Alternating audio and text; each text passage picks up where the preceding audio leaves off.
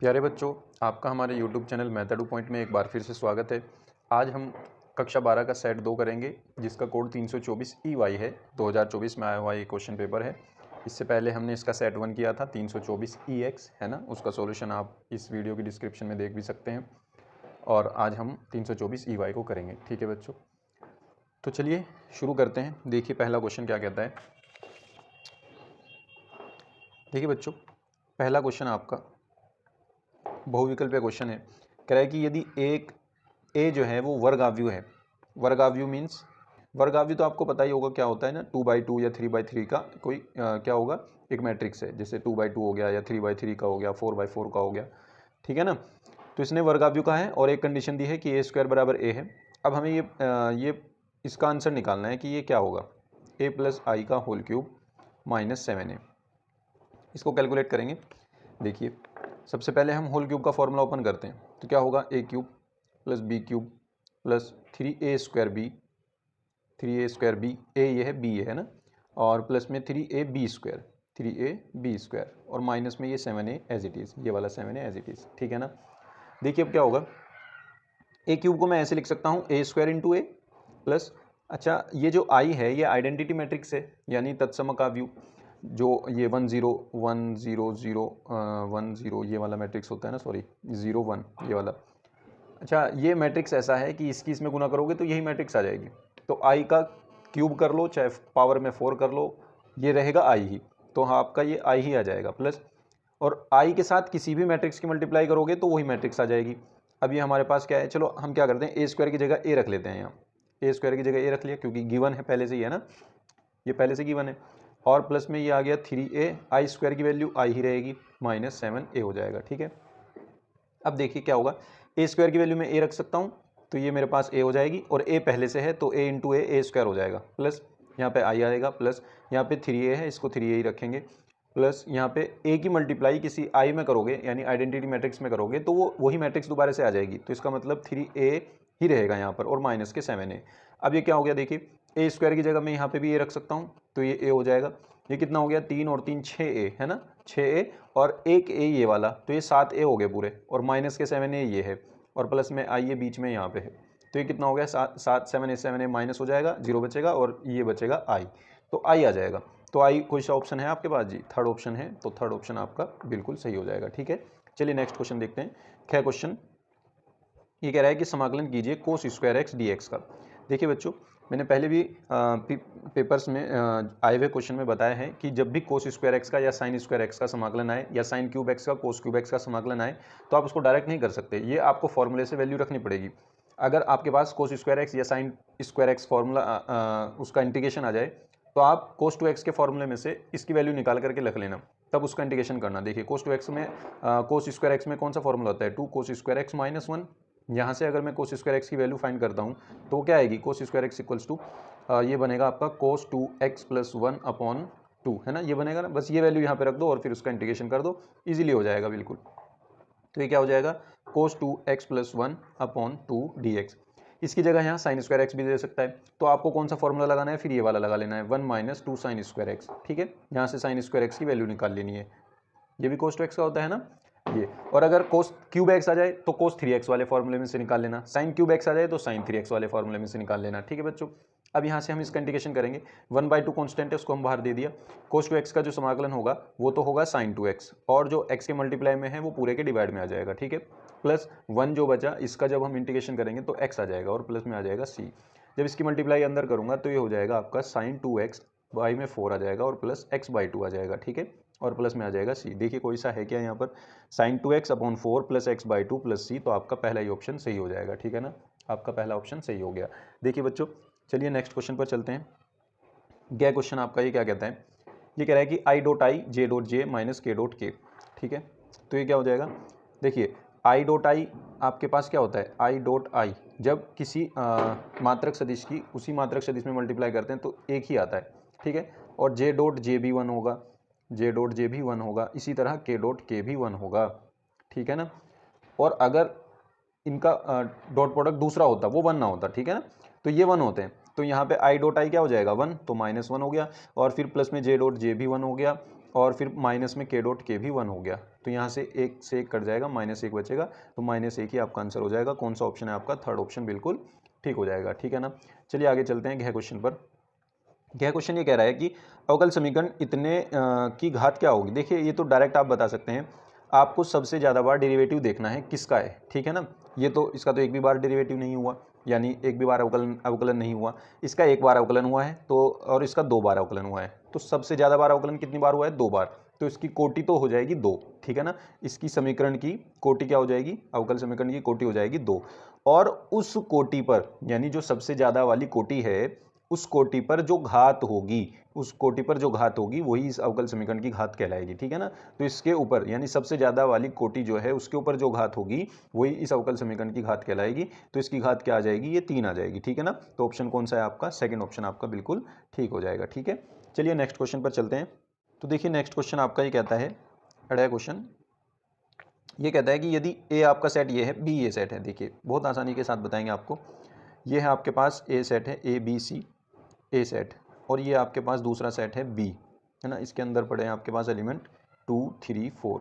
अब ये कह रहा है तो ए से बी तक फलन कौन सा होगा। इनमें ए से बी तक फलन देखना है हमें। अब देखिए बस यहाँ क्या होना चाहिए, इन एलिमेंट जो ए के एलिमेंट्स हैं, अवयव हैं, इनमें कोई भी छूटा नहीं होना चाहिए। मतलब हर एलिमेंट की इमेज मिलनी चाहिए बी के अंदर, यानी हर एलिमेंट किसी ना किसी से जुड़ा होना चाहिए।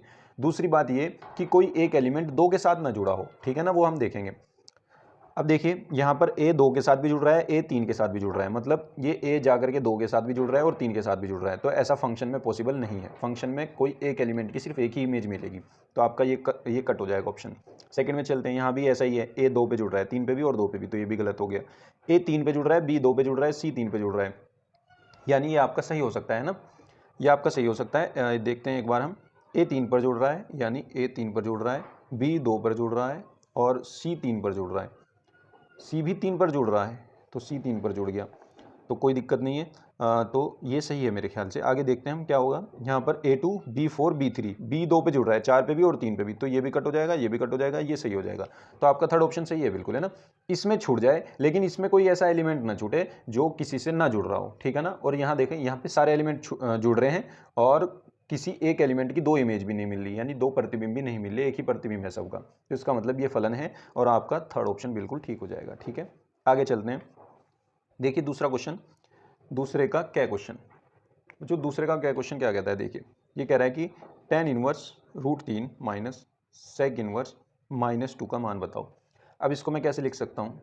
मैं लिख सकता हूँ tan इनवर्स √3 tan में किसकी वैल्यू होती है, हमें वो देखना है। तो ये होती है tan 60 की वैल्यू, यानी tan π/3 माइनस ये sec इनवर्स है, और sec इनवर्स, ये sec इनवर्स एक तरीके से थीटा है ना। मैं इसको ऐसे भी लिख सकता हूँ, sec इनवर्स अगर मेरे पास माइनस थीटा होता है तो मैं उसको लिख सकता हूँ pi minus sec inverse theta. अगर कोस में ऐसा ही होता तो कोस में भी मैं ऐसे ही लिख सकता था, pi minus cos inverse theta. तो मैं इसको ऐसे लिख दूं, पाई माइनस सेक इनवर्स 2, फिर ये पॉजिटिव हो जाएगा इसका थीटा, है ना, और ब्रैकेट क्योंकि बाहर माइनस है। अब ये क्या हो जाएगा, 10 से 10 हट करके यहाँ तो बनेगा π/3 माइनस, यहाँ पे माइनस के पाई बचा, फिर माइनस माइनस हो गया प्लस, और ये हो गया सेक इनवर्स। और आपका जो सेक में 2 वैल्यू होती है वो किसकी होती है, वो होती है आपकी सेक π/3 की, यानी ये भी 60 की होती है ना। तो यहाँ से क्या मिलेगा आपको, सेक से सेक हट करके π/3 मिलेगा, π/3 माइनस पाई और प्लस के π/3, π/3 2π/3 हो जाएगा, 2π/3 माइनस पाई, और ये हो जाएगा 2π माइनस 3π माइनस π/3। तो आपका माइनस π/3 आंसर आ जाएगा, ठीक है ना बच्चों। उम्मीद करता हूँ आप समझ गए होंगे। बहुत आसान क्वेश्चन है और इंपॉर्टेंट क्वेश्चन है ये ज़्यादातर पेपर में पूछा जाता है 1 नंबर में, ठीक है ना। तो इसको आप अच्छे से कर लेना। नेक्स्ट क्वेश्चन देखते हैं। नेक्स्ट क्वेश्चन कह रहा है कि एक आपके पास वेक्टर है 2i cap plus j cap plus k cap, इसको हम a मान लेते हैं, वेक्टर a है। और दूसरा है कि इस पर लंबवत है, अच्छा ये वाला सदिश इस वाले सदिश पर लंबवत है, इसको हम b मान लेते हैं। माना ये b है आपके पास, i cap minus 4j cap और प्लस के लैम्डा k कैप, ये दोनों लंबवत हैं, तो लैम्डा का मान ज्ञात कीजिए। देखिए लंबवत में बहुत आसान कंडीशन है, जब 2 वेक्टर यानी 2 सदिश आपस में लंबवत हों, तो हम आपस में लंबवत हों यानी परपेंडिकुलर हों, तो उसकी एक कंडीशन ये कहती है, यहाँ पे हम लिख देते हैं, यदि वेक्टर a तथा वेक्टर b परस्पर लंबवत हैं, परस्पर यानी आपस में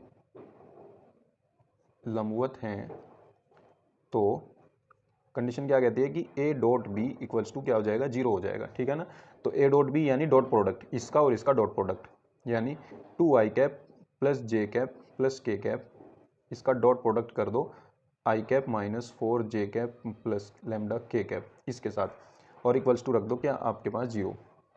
अब देखिए जब i की i में होगी तो i डॉट आई 1 हो जाएगा और 2 डॉट 1 यानी 2 इंटू 1 आ जाएगा, ठीक है। i की j में करेंगे 0 हो जाएगा, i की k में करेंगे 0 हो जाएगा, फिर j की j में करके ही 1 मिलता है, तो ये आ जाएगा प्लस के 1 और माइनस के 4, 1 इसका माइनस 4 इसका, फिर आ गया वो प्लस k की k में करेंगे तो 1 आएगा और 1 की मल्टीप्लाई होगी लैम्डा में, ठीक है, इक्वल्स टू आएगा 0। तो कितना बचेगा 2 minus 4 plus lambda equals to 0, और यहाँ से माइनस 2 बचेगा, माइनस 2 उधर जाएगा तो लैम्डा की वैल्यू कितनी आ जाएगी, 2 आ जाएगी, ठीक है ना।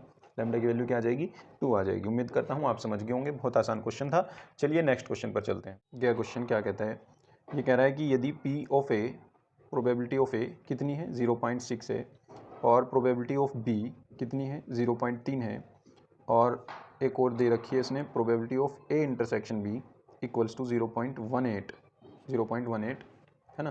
तो आपको क्या बताना है, आपको ये बताना है कि P of B over A यानी सशर्त प्रायिकता, एक घटना हो चुकी है B की वो पूछ रहा है ना। तो बच्चों एक क्वेश्चन आपका या तो सशर्त प्रायिकता का या स्वतंत्र घटना का, आपको एक क्वेश्चन देखने को ऐसा ही मिलेगा एक नंबर में, तो आप इसको अच्छे से कर लेना। देखिए इसका फॉर्मूला कहता है कि P of B intersection A, इन दोनों का इंटरसेक्शन, और अपॉन में नीचे प्रोबेबिलिटी ऑफ नीचे वाले की यानी प्रोबेबिलिटी ऑफ A। अब B इंटरसेक्शन A हो या A इंटरसेक्शन B हो, दोनों एक ही बात है, तो यानी ये वाली तो वैल्यू यहाँ पर रख देंगे हम 0.18, और P ऑफ A यानी 0.6 आ जाएगा, तो इसकी प्रोबेबिलिटी क्या आ जाएगी 0.3 आ जाएगी ना, 0.3, इसको कैंसिल आउट करके ये आपका हो जाएगा आंसर, एक नंबर आपका आ जाएगा, ठीक है ना। चलिए गह क्वेश्चन पर चलते हैं। गह क्वेश्चन कहता है dy/dx आपके पास, और ये है 2 + y अपॉन x - 2, इसका हमें व्यापक हल निकालना है। ये अवकल समीकरण दे रखी है, तो मुझे तो डायरेक्ट दिख रहा है इसमें चर पृथक्कीकरण वाला है ना, तो ये वेरिएबल सेपरेबल कर लेंगे हम इसको, यानी x वाले एक साइड y वाले एक साइड, तो y वाला ये इधर आ जाएगा 1/2 + y dy, और 1/x - 2 यहीं पे रहने दो, और dx इधर ले आओ ये वाला, ठीक है ना, dx इधर। अब दोनों ओर का हम इंटीग्रेशन कर देंगे, ये क्या हो जाएगा log y, ये हो जाएगा आपके पास log 2 + y, और ये हो जाएगा log x - 2। अब देखिए दोनों में log है, तो अगर मैं कांस्टेंट में भी log ही ले लूँ तो मुझे मेरी कैलकुलेशन आसान हो जाएगी, तो ये हो जाएगा आपका log 2 + y equals to log x - 2 × c, क्योंकि log m + log n क्या हो जाता है log m × n, ठीक है। log से log कैंसिल आउट होकर के यहाँ क्या बचेगा 2 + y equals to c × x - 2, ये आपका आंसर हो जाएगा इसका व्यापक हल, ठीक है ना। उम्मीद करता हूँ आप समझ गए होंगे। चलिए नेक्स्ट क्वेश्चन पर चलते हैं। तीसरे का क्या क्वेश्चन, तीसरे का क्या क्वेश्चन क्या कहता है कि यदि a आपके पास ये है, b आपके पास ये है, तो b से a तक फलनों की संख्या तथा इनके बीच एक एक आच्छादी फलनों की संख्या भी ज्ञात कीजिए। देखिए बच्चों मैं आपको ये बता दूं कि अगर आपके पास कोई सेट a ये है मेरे पास a b c, और कोई दूसरा सेट है b, उसके अंदर आपके पास एलिमेंट है अल्फा बीटा गामा, ठीक है ना। ये इसने सेट का जो ब्रैकेट बनाया है ये गलत बनाया है ना, यहाँ पे ये वाला आएगा ब्रैकेट। तो हम इसको क्या करेंगे, अब हमें ये निकालना है कि b से a तक के फलनों की संख्या निकालनी है, b से a तक के फलनों की संख्या। अब देखिए अगर मेरे पास number of element in a equals to कितने हैं, नंबर ऑफ एलिमेंट a के अंदर m है, और number of element in b के अंदर अवयवों की संख्या n है, और मुझे b से a के अंदर क्या चाहिए, b से a के अंदर मुझे फलनों की संख्या बतानी है। तो फलनों की संख्या क्या होगी, तो हम यहाँ कहेंगे b से a में फलनों की संख्या, वो क्या हो जाएगी, वो हो जाएगी number of element in b उसकी power number of element in a, ठीक है ना, number of element in b की power number of element in a, तो ये क्या हो जाएगा n की पावर m, है ना, ये फॉर्मूला आपका हो गया।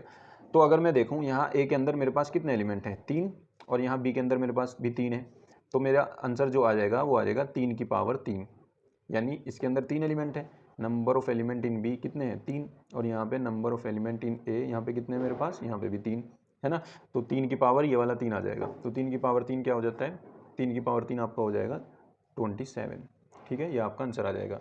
और उसने ये भी कहा है कि बाइजेक्टिव फलनों की संख्या भी बताओ, यानी एक एक आच्छादित फलनों की संख्या। एक एक की आच्छादी फलनों की संख्या जो होगी, देखो एक एक की आच्छादी फलनों की संख्या, आच्छादी फलनों की संख्या, एक एक की आच्छादी फलनों की संख्या कितनी हो जाएगी? देखो यहाँ पे ये वाला केस तभी लगेगा जब इन दोनों के अंदर सेम एलिमेंट हो, इसके अंदर भी 3 है तो इसके अंदर भी 3 ही हो, तो फिर ये आपका 3 फैक्टोरियल हो जाएगा। ठीक है, आप इसको ऐसे भी लिख सकते हैं 3 फैक्टोरियल, और इसको खोलेंगे तो क्या आएगा 3 × 2 × 1, तो ये हो जाएगा 3 × 2 = 6, ये आपका आंसर आ जाएगा। ठीक है ना, ऐसे 6 फलन ही बनेंगे जो एक एक की और आच्छादी होंगे। ठीक है ना बच्चों, उम्मीद करता हूँ आप समझ गए होंगे। चलिए नेक्स्ट क्वेश्चन पर चलते हैं। नेक्स्ट क्वेश्चन आपका क्या कहता है, ये कह रहा है कि यदि y बराबर आपके पास a cos t है प्लस b sin t है, और आपको सिद्ध करना है कि d2y/dt² प्लस y = 0 है, तो ये कैसे करेंगे हम? पहले इसका एक बार डिफ्रेंशिएशन कर देते हैं, dw/t differentiate with respect to t, तो ये हो जाएगा आपका dy/dt = ये हो जाएगा आपका a, और cos t का क्या हो जाएगा माइनस के sin t, ये हो जाएगा cos t का minus sin t, plus b हो जाएगा और sin t का हो जाएगा cos t, sin t का क्या हो जाएगा cos t हो जाएगा। ठीक है, यहाँ से क्या होगा ये, अभी देखिए जो उसने प्रूफ करने के लिए कहा है उसमें डबल डेरिवेटिव है, तो आप एक बार और कर दीजिए, है ना, तो dw/t अगेन, तो ये हो जाएगा d2y/dt² माइनस sin t का हो जाएगा cos t, और ये cos t का हो जाएगा माइनस sin t, तो b sin t हो जाएगा। ठीक है, इसमें से अगर मैं माइनस कॉमन ले लेता हूँ तो मेरे पास क्या बचेगा, a cos t और प्लस में b sin t, ये बचेगा। अब मैं क्या करता हूँ, इस a cos t b sin t को y लिख देता हूँ। ठीक है, तो ये क्या हो जाएगा यहाँ पे माइनस y, और ये मेरे पास d2y/dt² इधर चल ही रहा था। ठीक है ना, तो ये y इधर आएगा तो ये प्लस हो जाएगा, तो ये क्या बनेगा d2y/dt² प्लस y = 0, और ये आपका हो जाएगा प्रूफ। ठीक है ना बच्चों, उम्मीद करता हूँ आप समझ गए होंगे। चलिए नेक्स्ट क्वेश्चन पर चलते हैं।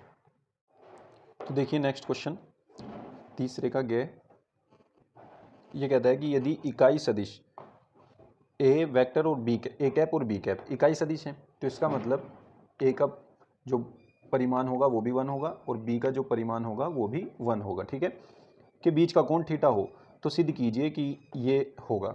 ठीक है, half of a minus B का परिमाण होगा। तो देखिए इसको लाने के लिए मैं यहाँ पर एक चीज़ लेकर के चलूँगा, ए कैप माइनस बी कैप के होल स्क्वायर को मैं ऐसे लिख सकता हूँ, A cap minus B cap के परिमाण का स्क्वायर। ठीक है ना, इसको मैं ऐसे लिख सकता हूँ। तो यहाँ से ये क्या होगा, इसको मैं लिख सकता हूँ A cap minus B cap, इसका dot A cap minus B cap, और इसको मैं एज इट इज़ रखूँगा A cap minus B cap का होल स्क्वायर, परिमाण का स्क्वायर हो गया। अब ये क्या हो जाएगा, ए डॉट ए मल्टीप्लाई कर देंगे, सिंपल वाली ए डॉट ए हो गया, फिर ए की बी में करेंगे तो माइनस के ए कैप बी कैप हो जाएगा, फिर माइनस की बी में करें बी ए की हो जाएगी, और फिर माइनस माइनस प्लस हो जाएगा बी कैप। ठीक है, और इक्वल्स टू आ जाएगा आपका ये as it is A cap minus B cap का होल स्क्वायर। ये A dot A cap A cap dot A cap ये हो जाएगा ए के परिमाण का square, minus A dot B, और इसको भी आप ए डॉट बी लिख सकते हैं, तो ये दोनों सेम ही हो जाएंगे, तो ये माइनस के ए डॉट बी आ जाएगा। ठीक है ना, और प्लस इसको मैं लिख सकता हूँ बी के परिमाण का स्क्वायर, मैग्नीट्यूड ऑफ बी, और इसका हो जाएगा ए कैप माइनस बी कैप का स्क्वायर। ठीक है ना, अब यहाँ से क्या होगा, देखिए उसने कहा था कि ये भी 1 है और ये भी 1 है, तो मैं इसकी जगह 1 रख दूँ, 1 का स्क्वायर 1 रहेगा, माइनस 2 ए कैप बी कैप, और ये क्या रहेगा आपका प्लस में ये भी 1 रहेगा, और इक्वल्स टू हो जाएगा ए कैप माइनस बी कैप का स्क्वायर। अब ये हो जाएगा आपके पास 2 हो गया ना, माइनस 2।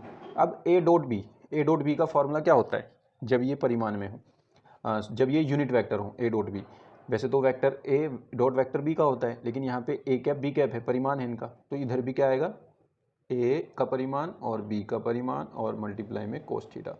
ठीक है, और ये तो 2 हो ही गया था, और यहाँ पे आ जाएगा ए कैप माइनस बी कैप का होल स्क्वायर। अब देखिए ये 2 इधर से कॉमन लूँ और इधर डिवाइड में पहुँचा देते हैं, चलो 2 कॉमन ले लिया हमने, ये बचा 1 माइनस इसकी वैल्यू 1 इसकी भी वैल्यू 1। ठीक है, तो ये 1 आ गया, यानी यहाँ पर ये बाहर चला गया, तो यहाँ पे कोस थीटा बचा ओनली, तो यहाँ पे क्या बचा कोस थीटा, और इक्वल्स टू ये क्या हो जाएगा आपका ए का कैप माइनस बी कैप और ये स्क्वायर। ठीक है ना, अब देखिए क्या होगा, ये 2 इधर डिवाइड में चला जाएगा, तो ये बचेगा 1 minus cos theta equals 1/2 A cap minus B cap whole square. अभी ये आया नहीं, अभी इधर साइन थीटा बाई 2 लाना है, तो कोस थीटा का एक फॉर्मूला कोस 2 थीटा वाला हाफ एंगल में हम फॉर्मूला ओपन करेंगे, तो वो होगा आपका, कौन सा ओपन करें जिससे ये 1 कट जाए और यहाँ पे 1 पॉजिटिव आना चाहिए ताकि ये वाला माइनस उसको नेगेटिव कर दे और फिर ये 1 कैंसिल आउट हो जाए। तो हम करेंगे 1 minus 2 sine square theta by 2, 2 sine square theta by 2, ठीक है ना।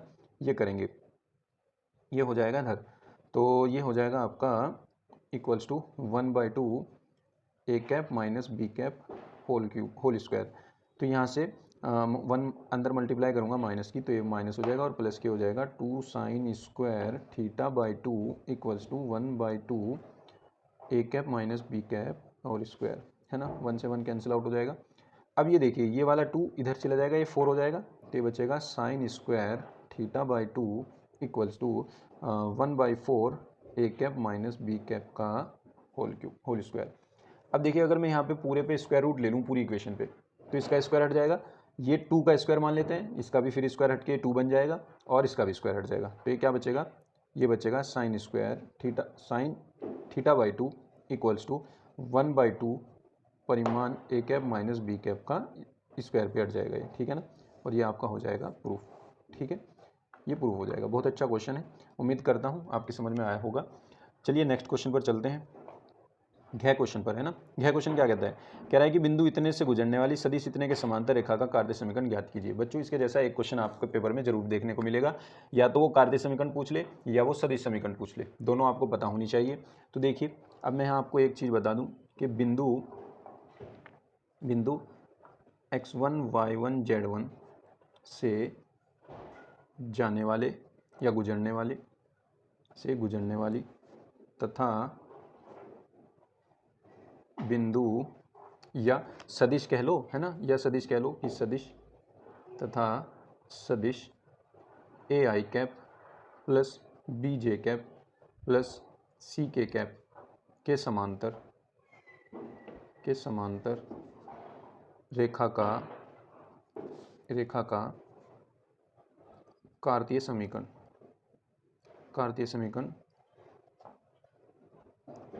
क्या होता है, x minus x1 upon A, y minus y1 upon B, z minus z1 upon C. अब देखिए, यहाँ पे इसने कहा है कि बिंदु इतने से जाने वाले इतने के समांतर रेखा का कार्तीय समीकरण है। तो बिंदु ये जो पहले वाला है 3 - 2 5, ये हो जाएगा x1 y1 z1, और दूसरे वाला ये सदिश बनेगा A cap B cap sorry A B और सी, ए बी सी, ठीक है। ये वैल्यू उठानी है और यहाँ पे रखनी है, तब हम कहेंगे कि बिंदु, इसको हम ए मान लेते हैं, बिंदु ए यानी 3, -2, -5 से जाने वाली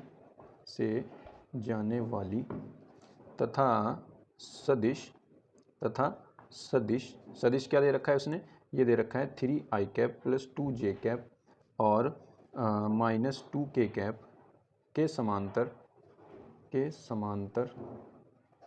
रेखा का कार्तीय समीकरण क्या हो जाएगा आपका, बस यहाँ से x1 y1 z1 उठा लीजिए, x माइनस x1 अपॉन ए क्या है आपके पास 3 बराबर y minus y1 upon B आपका ये है, और z माइनस z1 अपॉन सी क्या है -2। तो यहाँ से क्या हो जाएगा, ये हो जाएगा आपका x minus 3 upon 3 y plus 2/2 और z प्लस 5 -2, ठीक है। ये आपकी हो जाएगी कार्तीय समीकरण। उम्मीद करता हूँ आप समझ गए होंगे, बहुत आसान क्वेश्चन है ये, और इसके जैसा आपको अपने पेपर में भी देखने को मिलेगा, आप इसको अच्छे से कर लीजिएगा, ठीक है ना। चलिए चलते हैं नेक्स्ट क्वेश्चन पर। देखिए बच्चों, नेक्स्ट क्वेश्चन आपका फोर्थ का क्या पार्ट ही कह रहा है कि वह अंतराल ज्ञात कीजिए जिसमें फलन ये आपका F of X equals to, जिसमें फलन जो आपका है F X equals to 3x³ minus 3x² minus 36x plus 7, और ये वर्धमान है ना, वर्धमान में दिखाना है। बच्चों एक बात मैं आपको बताऊं, आपकी बुक में ये सेम क्वेश्चन है, बस यहाँ पर उसमें 2 है और उस 2 की वजह से ये क्वेश्चन बहुत आसान हो रहा था, और यहाँ पर इसने दे दिया ये 3। अब इस 3 की वजह से ये क्वेश्चन बहुत टिपिकल बन गया, ठीक है ना। अब आप एक बार जब भी पेपर देखोगे, मान लो आपको ऐसा लगे कि ये मेरी बुक में है तो आप, और ये कुछ गलत दिख रहा है मुझे हिंदी वर्जन में, तो आप अपने पेपर में इंग्लिश वर्जन में, साइड में ही होता है इंग्लिश वर्जन में चेक कर लीजिएगा, ठीक है ना, कि ये सही है या गलत है, क्योंकि ये जो होता है इंग्लिश वर्जन में ही छपता है, उसका ट्रांसलेट करते हैं हिंदी में, तो वो हल्की फुल्की मिसप्रिंटिंग हो जाती है फिर भी, लेकिन हम फिर भी इसको 3 के हिसाब से ही करते हैं, ठीक है ना। चलिए हम सबसे पहले क्या करेंगे, एफ डैश एक्स निकालेंगे, DWR2x लिख दीजिएगा आप, तो ये क्या हो जाएगा 3 3 9 एक्स स्क्वायर माइनस 3 दूनी 6 एक्स और माइनस के 36, ठीक है ना। अब यहाँ से क्या होगा, एफ डैश एक्स को अगर मैं जीरो रखता हूँ, एफ डैश एक्स को अगर मैं जीरो रखता हूँ तो इसको मुझे जीरो रखना पड़ेगा, 9x स्क्वायर माइनस 6x और माइनस के 36 इक्वल्स टू जीरो। यहाँ से क्या वैल्यू आएगी, इसमें से 3 कॉमन ले सकता हूँ, तो ये बनेगा 3 3 9 एक्स स्क्वायर माइनस 3 दूनी 6 2x माइनस के 3 एकम 3 3 दूनी 6 12 इक्वल्स टू जीरो, ठीक है। यहाँ से ये इधर चला गया तो ये बचेगा आपका 3x square minus 2x minus 12 equals to zero. अब इसके कोई फैक्टर नहीं बन रहे यहाँ पर, ठीक है ना। अब अगर वो 2 होता है यहाँ पर तो इसके फैक्टर बन जाते, ये बस दिक्कत है इस क्वेश्चन में, ठीक है। चलो कोई बात नहीं, हम श्रीधराचार्य लगाएंगे इसमें। अब यहाँ मेरे पास वैल्यू ए की वैल्यू 3 है, बी की वैल्यू -2 है और सी की वैल्यू मेरे पास माइनस के 12 है। अगर मैं श्रीधराचार्य लगाता हूँ तो एक्स की वैल्यू मिलेगी मुझे माइनस और -2 और plus minus under root B square यानी 4 माइनस 4ac यानी 4 इंटू 3 इंटू माइनस के 12 और अपॉन में आ जाएगा आपका 2 इंटू 3 2a, ठीक है। ये हो जाएगा आपका सॉल्व करके, ये आ जाएगा 2 और ये आ जाएगा प्लस माइनस अंडर रूट, ये हो जाएगा आपका 4 प्लस के 144, ठीक है, और अपॉन में आ जाएगा 3 दूनी 6, ठीक है। यहाँ से x की वैल्यू, यहाँ से x की वैल्यू जो निकल कर आएगी वो आएगी 2 प्लस माइनस के अंडर रूट 148 और अपॉन में आ जाएगा 6, ठीक है।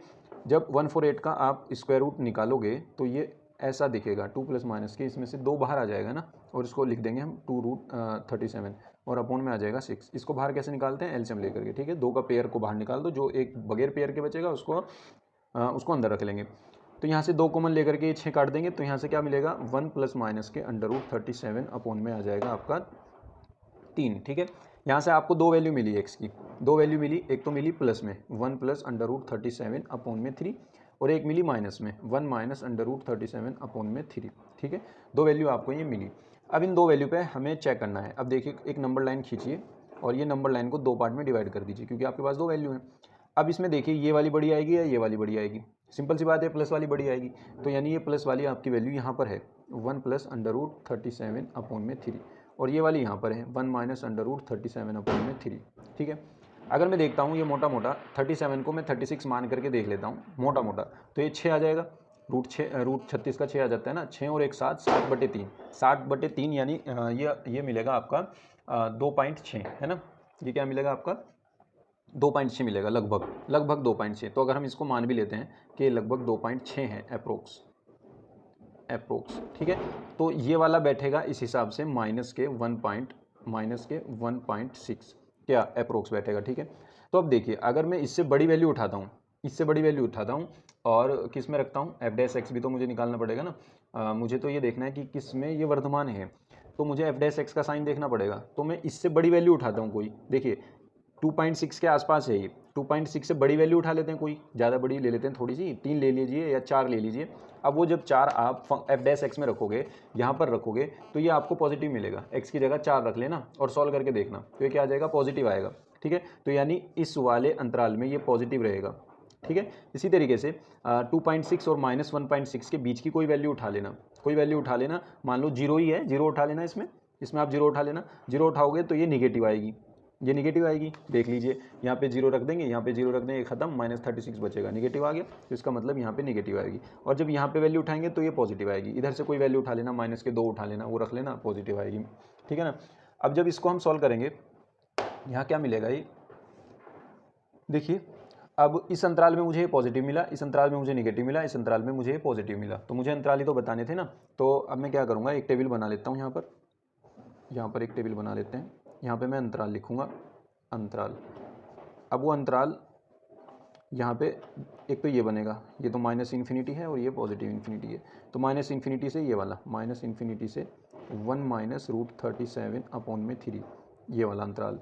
फिर एक बनेगा यहाँ से यहाँ तक, यानी 1 माइनस रूट 37 अपॉन में 3 से लेकर के 1 प्लस अंडर रूट 37 अपॉन में 3 तक। और तीसरा जो अंतराल बनेगा, तीसरा अंतराल ये बनेगा कि 1 प्लस अंडर रूट 37 से लेकर के यहाँ से लेकर के पॉजिटिव इन्फिनिटी तक, यानी यहाँ तक, ठीक है। आपके पास 3 अंतराल बन गए। अब मुझे फिर देखना है कि एफ डैश एक्स का चिन्ह क्या है, एफ डैश एक्स का चिन्ह। ये जो हम चिन्ह देख रहे हैं ये एफ डैश एक्स के हैं यहाँ पर नंबर लाइन पे, ये एफ डैश एक्स का चिन्ह है, ठीक है। एफ डैश एक्स का चिन्ह क्या हो जाएगा आपका, इस वाले अंतराल में तो पॉजिटिव है, इस वाले अंतराल में निगेटिव है, इस वाले अंतराल में फिर पॉजिटिव है, धनात्मक ऋणात्मक धनात्मक, ठीक है। तो यहाँ पे एफ एक्स की प्रकृति आएगी, एफ एक्स की प्रकृति। तो किस में वर्धमान हो जाएगा, इसमें वर्धमान हो जाएगा, इसमें तो वर्धमान हो गया, इसमें ह्रासमान हो गया, और नीचे वाले में भी वर्धमान हो गया, ठीक है ना, नीचे वाले में भी वर्धमान हो गया। अब उसने पूछा था कि वर्धमान किस वाले अंतराल में है ना, उसने ये पूछा था ना कि किस में वर्धमान है। अतः हम यहाँ पे लिखेंगे अतः फलन एफ एक्स अंतराल, एक तो ये वाला और एक ये वाला, इन दोनों का यूनियन ले लो, -∞ 1 -√37/3 यूनियन 1 + √37/3 से इन्फिनिटी में वर्धमान है, ठीक है ना, वर्धमान है। बस ये आपका हो जाएगा आंसर, ठीक है बच्चों। उम्मीद करता हूँ आप समझ गए होंगे। चलिए चलते हैं नेक्स्ट क्वेश्चन पर। नेक्स्ट क्वेश्चन ये कहता है कि ख क्वेश्चन आपका फोर्थ का ख क्वेश्चन ये कह रहा है कि -π/2 से लेकर के π/2 तक और sin स्क्वायर x dx का आपको समाकलन करना है। देखिए जैसा कि अभी पीछे हमारा एक क्वेश्चन आया था वो कोस स्क्वायर x का था, समाकलन हमें करना था, है ना। यहाँ पे sin स्क्वायर x है। अब दोनों का तरीका एक ही है करने का, ठीक है ना। हम इसको क्या करेंगे, वही आप इसको cos 2x में लिख सकते हैं, ठीक है ना। हम क्या करेंगे, ये क्या हो जाएगा, साइन स्क्वायर एक्स को आप ये लिख दीजिए -π/2 से π/2। साइन स्क्वायर एक्स को हम कोस टू एक्स के फॉर्मूले में से निकाल लेंगे। कोस टू एक्स का फॉर्मूला क्या कहता है, 1 - 2 साइन स्क्वायर एक्स, और यहाँ से जो एक्स की वैल्यू आएगी, एक्स की क्या वैल्यू आएगी, साइन स्क्वायर एक्स की जो वैल्यू आएगी वो आएगी 1 - cos 2x और डिवाइड बाई 2 आएगा, ठीक है ना। तो ये वैल्यू हम यहाँ पे रख देंगे, ठीक है ना। ये वैल्यू जब हम यहाँ पे रखेंगे ये आ जाएगा 1 - cos 2x divides by 2 dx, ठीक है। अब ये 1/2 तो कांस्टेंट है, नीचे वाला ये बाहर आ गया। अब देखिए 1 का हो गया x माइनस cos 2x का हो गया sin 2x और x के मल्टीप्लाई में जो है वो डिवाइड में आ जाता है इंटीग्रेशन में, और इसकी लिमिट -π/2 से π/2 ही रहेगी, ठीक है ना। अब ये क्या हो जाएगा 1/2, अपर लिमिट रखेंगे पहले तो, जब अपर लिमिट रखेंगे तो ये हो जाएगा π/2 माइनस, और यहाँ पे रखेंगे π/2 तो 2 से 2 कैंसिल आउट हो जाएगा, sin π आ जाएगा, और sin π की वैल्यू 0 हो जाएगी तो ये हो जाएगा 0, ठीक है। फिर माइनस लगाएंगे, फिर लोअर लिमिट पुट करेंगे, लोअर लिमिट पुट करेंगे तो -π/2 में ये sin -π हो जाएगा, वो भी वैल्यू 0 आ जाएगी, ठीक है ना। अब ये बचा आपके पास 1/2 और π/2 माइनस माइनस प्लस ये भी π/2, तो ये कितना आ जाएगा, ये आ जाएगा 1/2 × 2π/2, तो ये 2 से 2 कैंसिल आउट होकर के क्या बचेगा, π/2 आपका हो जाएगा आंसर, ठीक है ना बच्चों। उम्मीद करता हूँ आप समझ गए होंगे। चलिए नेक्स्ट क्वेश्चन पर चलते हैं। नेक्स्ट क्वेश्चन क्या कहता है, देखिए नेक्स्ट क्वेश्चन हमारा ये कहता है फोर्थ का गे पार्ट। बच्चों ये जो फोर्थ का गे क्वेश्चन है ये हम पहले भी कर चुके हैं, है ना। ये क्वेश्चन हम पहले भी कर चुके हैं तो हम इसको दोबारा नहीं करेंगे। बहुत अच्छा क्वेश्चन है। फोर्थ गे जो है आपका ये कहाँ आया है, फोर्थ गे जो है ये आपका 324 BC में, है ना। कहाँ पे 324 BC कोड में आया हुआ है, और तीसरे का गे पार्ट है ये, ठीक है ना। BC ये 2023 में है, कोड 2023 में, प्लेलिस्ट नीचे डिस्क्रिप्शन में है, आप वहाँ से 324 के BC कोड में जा सकते हैं। 2023 में आया हुआ है ये, और वहाँ तीसरे का गे देखिएगा आप, ठीक है ना। गे देखिएगा, ये क्वेश्चन आपको वहाँ पर मिल जाएगा, ठीक है। चलिए गे क्वेश्चन पर चलते हैं।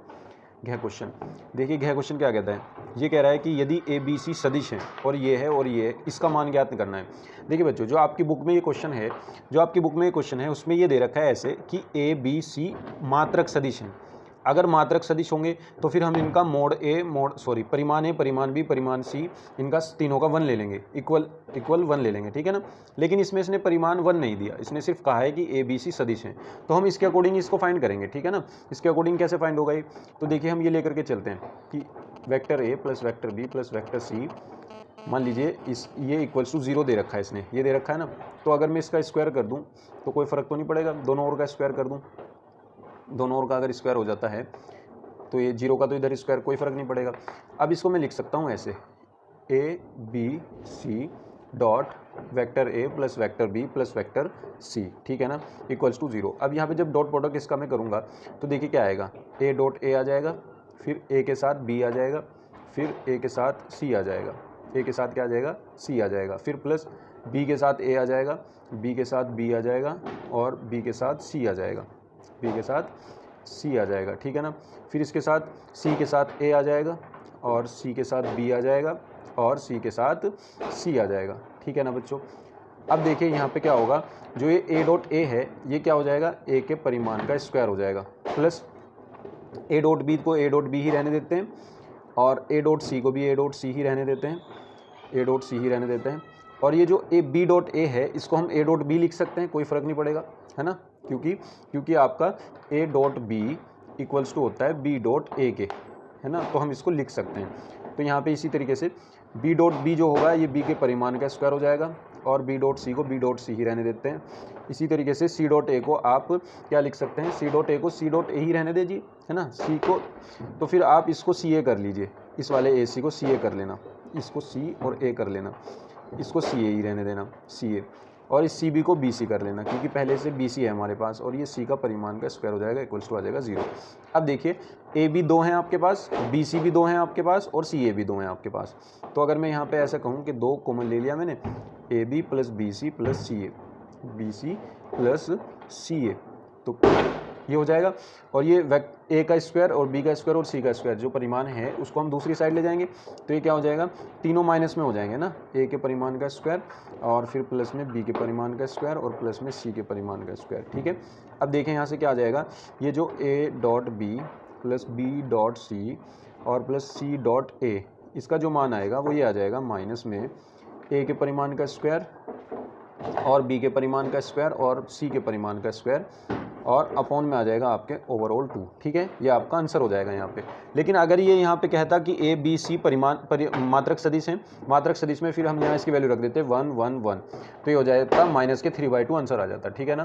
तो उम्मीद करता हूँ आप ये क्वेश्चन समझ गए होंगे, आसान क्वेश्चन था। चलिए नेक्स्ट क्वेश्चन पर चलते हैं। नेक्स्ट क्वेश्चन आपका ये क्या कहता है, 5वें का कै क्वेश्चन है ना, 5वें का कै, ये कहता है कि वक्र इतने से घिरे भाग का क्षेत्रफल ज्ञात कीजिए। अब ये जो वक्र है आपके पास ये है आपका x²/25 plus y²/9 equals to 1, ठीक है ना बच्चों। देखिए आज दीपावली है, दीपावली की आपको बहुत बहुत शुभकामनाएं। और जैसा कि आप सुन ही रहे होंगे पीछे जो है पटाखों की बहुत ज़्यादा आवाज़ आ रही है, तो इससे आपको उम्मीद करता हूँ कुछ भी दिक्कत नहीं होगी, ज़्यादा नहीं आ रही होगी आपको, पास थोड़ी आ रही होगी, ठीक है ना। और आप जो है खुद भी मना रहे होंगे दीपावली, तो दीपावली की आपको बहुत बहुत शुभकामनाएं। देखिए चलते हैं आगे। अब इससे घिरे भाग का हम क्षेत्रफल ज्ञात करते हैं, ठीक है ना। ये जो इक्वेशन है ये किसकी है, दीर्घवृत्त की इक्वेशन है, ये दीर्घवृत्त की इक्वेशन है ना, जो कि एक्स अक्ष के अनुदिश है, ये वाला एक्स अक्ष के अनुदिश दीर्घवृत्त है, इसकी इक्वेशन है ये।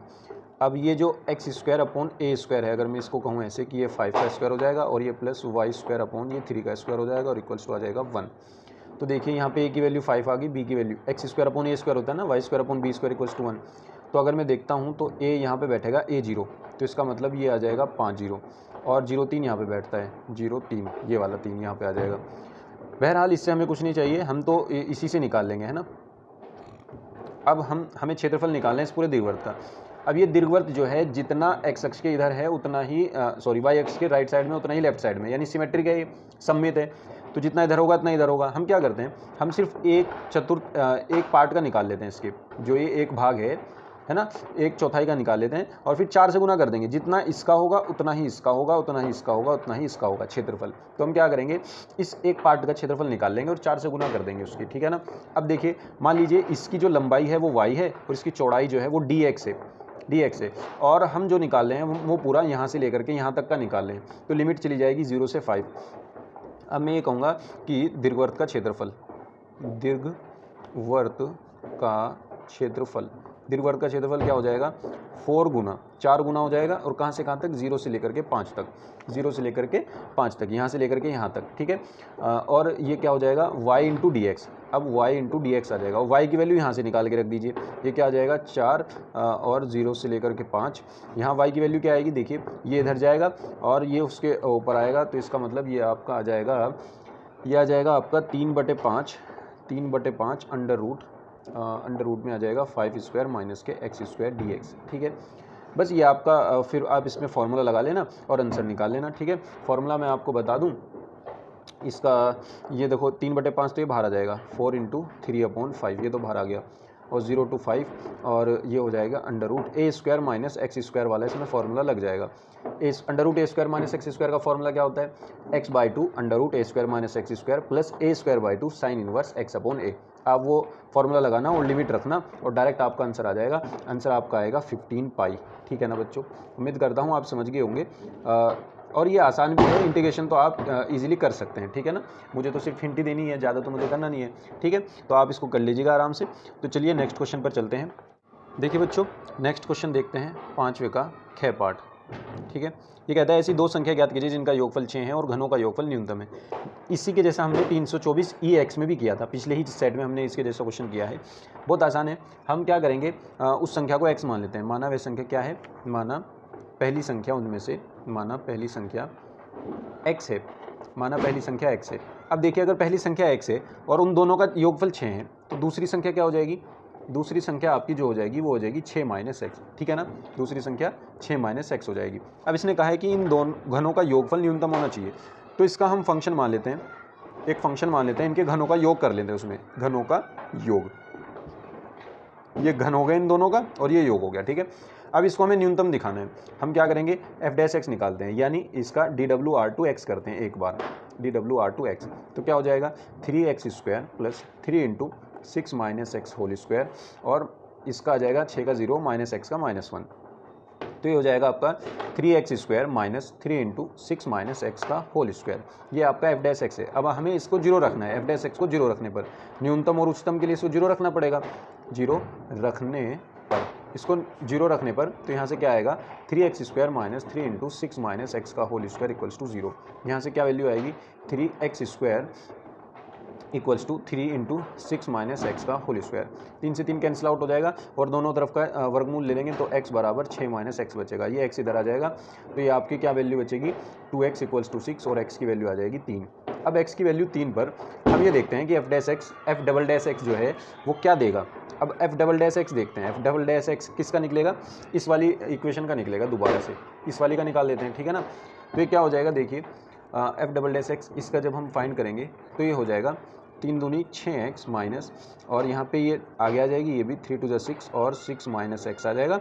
माइनस एक्स का दोबारा करेंगे तो ये आ जाएगा आपका 6x minus minus plus 6 into 6 minus x, और ये आ जाएगा एफ डबल डैश एक्स। अब इस एफ डबल डैश एक्स में हम क्या रखते हैं, ये 3 वैल्यू रखते हैं, ये वाली x की वैल्यू 3 ये वाली रखते हैं। तो ये आ जाएगा 6 3 और 6 इंटू 6 में से 3 गए 3 आ जाएगा।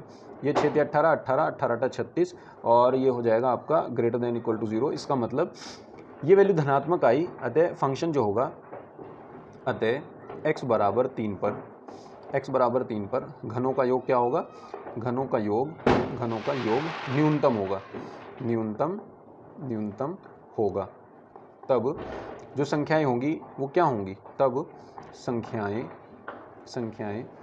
पहली संख्या हमारी x थी तो वो 3 आ गई, दूसरी संख्या 6 माइनस एक्स थी तो 6 माइनस 3 वो भी 3 आ गई। ठीक है, दोनों संख्याएं ये हो जाएगी। उम्मीद करता हूँ आप समझ गए होंगे। नेक्स्ट क्वेश्चन पर चलते हैं बच्चों, 5वें का ग क्वेश्चन।